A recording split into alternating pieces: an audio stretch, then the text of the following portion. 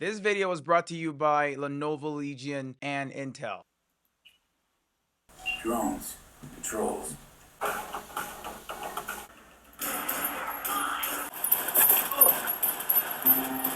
RTX 5070 laptops are here, and Lenovo has come through with two solid options: the Legion 7i and the Legion 5i, both powered by Intel's Core Ultra processors.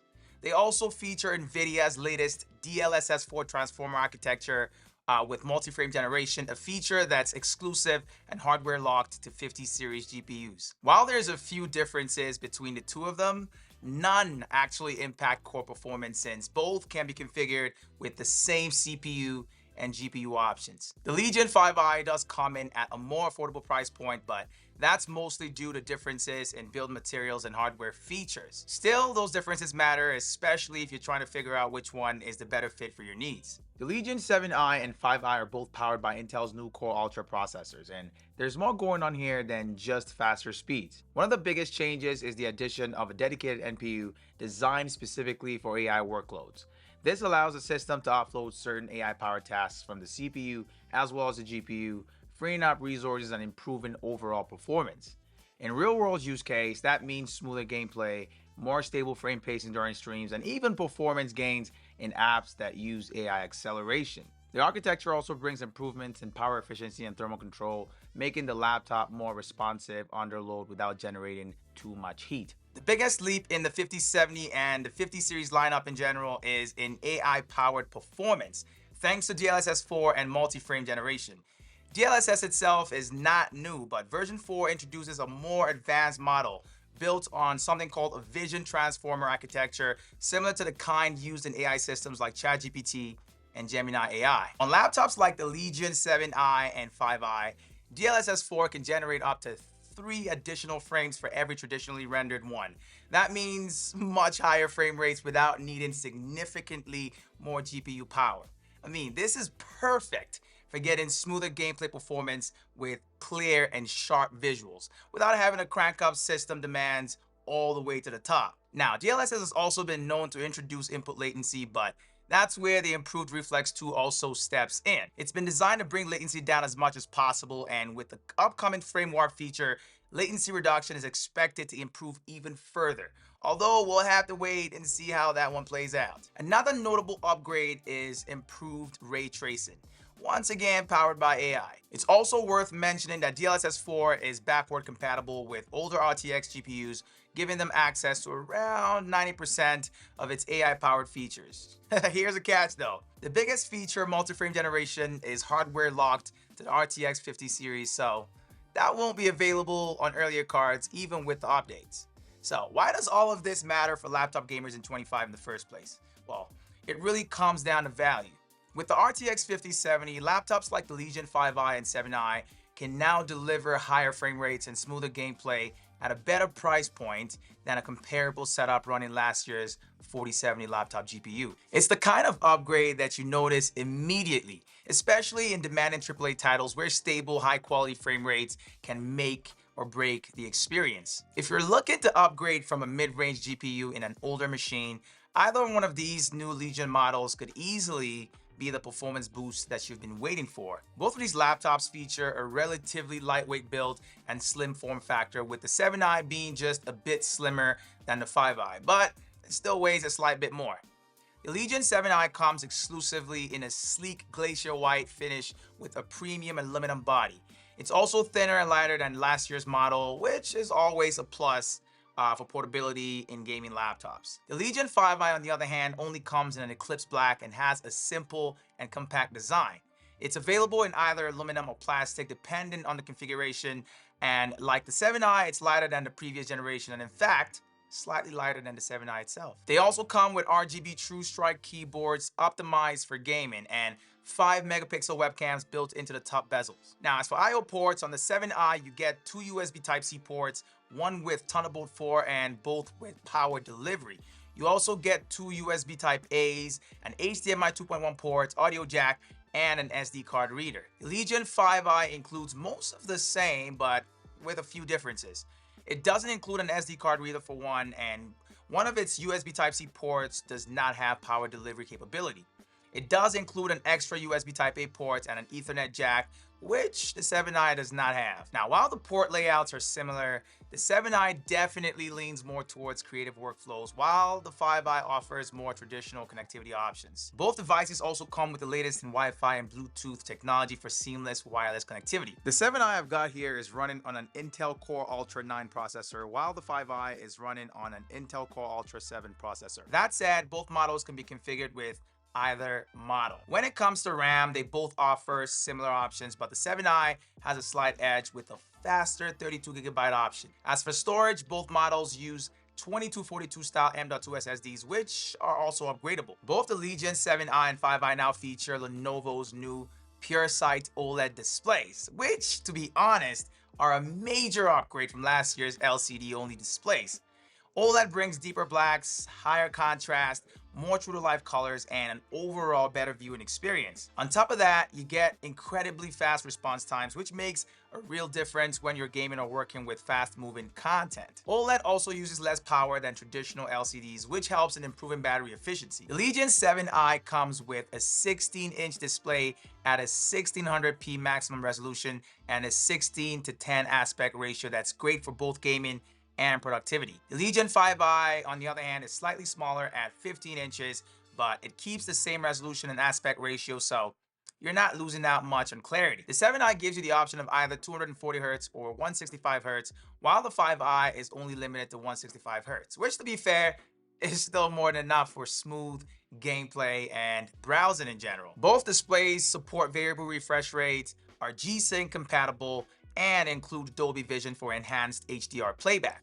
The 7i also carries VESA True Black 1000 certification, while the 5i is rated at True Black 600, which means HDR content will appear brighter and a little better on the 7i. Whether you're gaming, editing, or just browsing, the OLED displays really level up anybody's visual experience. And while the Legion 5i is also available with a more affordable LCD panel, if you're going to be getting this for gaming, the OLED option is definitely a no-brainer. The Legion 7i has a maximum TDP of 145 watts with a base TGP of 115 watts allocated to the RTX 5070 GPU. The Legion 5i takes a slightly different approach here.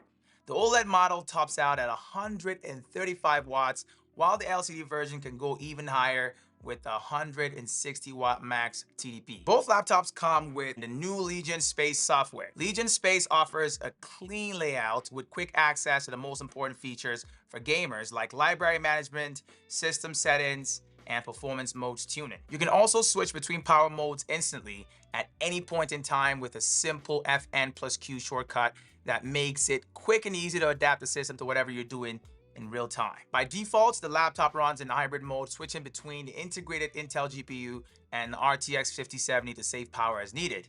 If you prefer full-time peak GPU performance, you can easily switch to DGPU mode to keep the 5070 active at all times. Finally, the new Gaming Zone section introduces a set of AI-powered tools designed to enhance your gaming experience.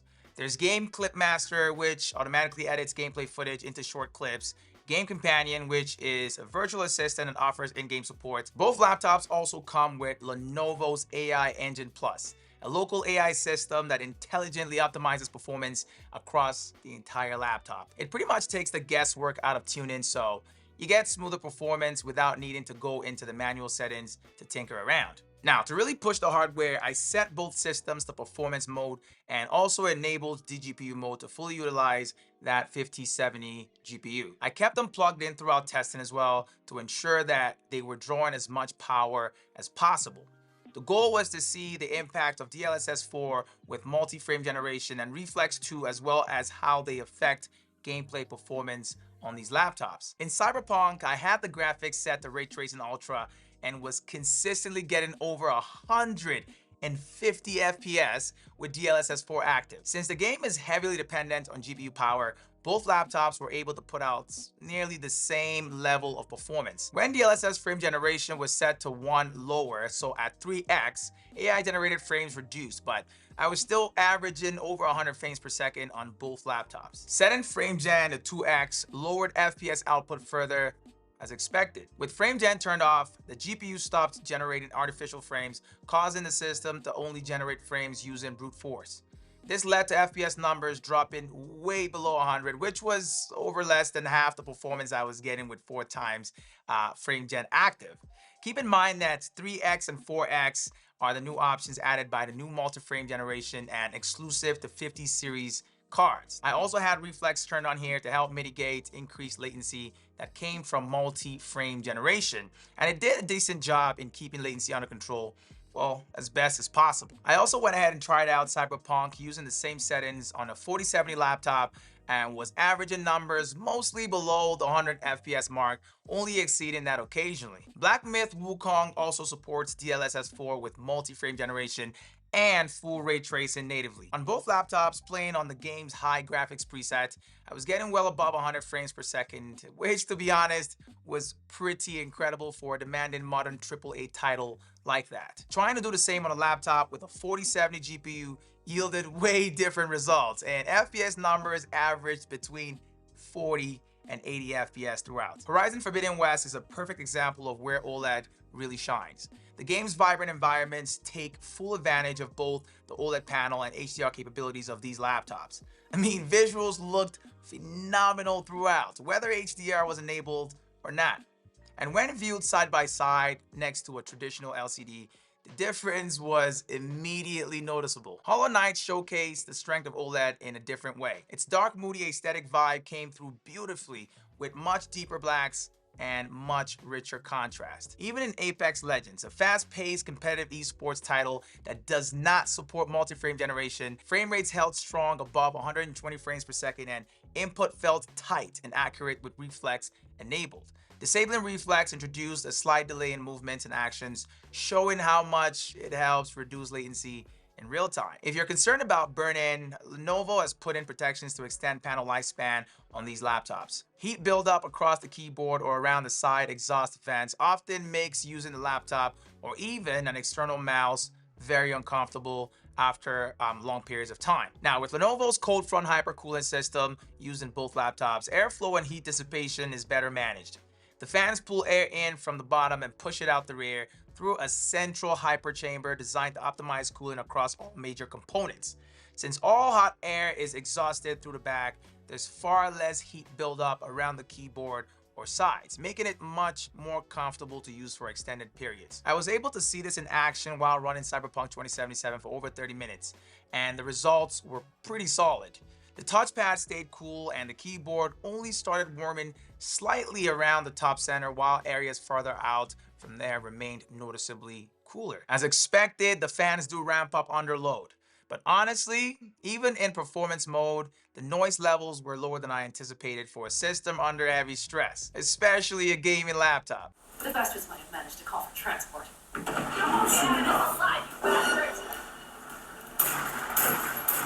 Let's get them!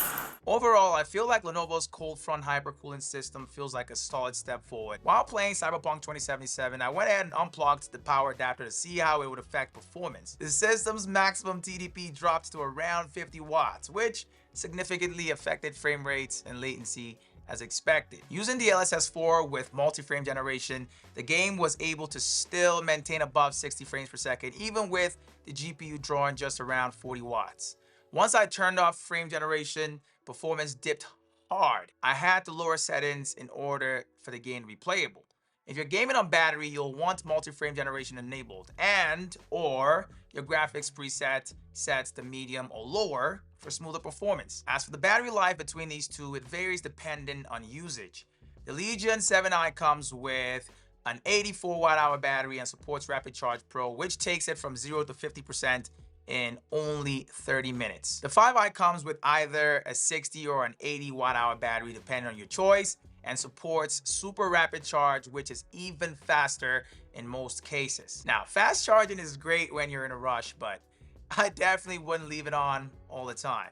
It generates more heat and can shorten battery lifespan over time. If you do care about longevity, make sure to enable conservation mode in the settings menu and only use fast charging when necessary. By now, we've established that both laptops deliver nearly identical RTX 5070 performance and offer the same CPU options. So in the end, it really comes down to your budget and what you plan on using the laptop for. Is the Ultra 9 worth the extra price? Well, that depends. If you're mostly doing GPU-bound tasks or playing graphically demanding games, then the Ultra 7 will be more than enough. Whether that's in the 5i or the 7i, it doesn't really matter. You won't see a major performance jump with Ultra 9 in those scenarios. The Ultra 9 only begins to make more sense if you're planning on doing CPU-heavy tasks or playing a mix of games that demand both CPU and GPU power.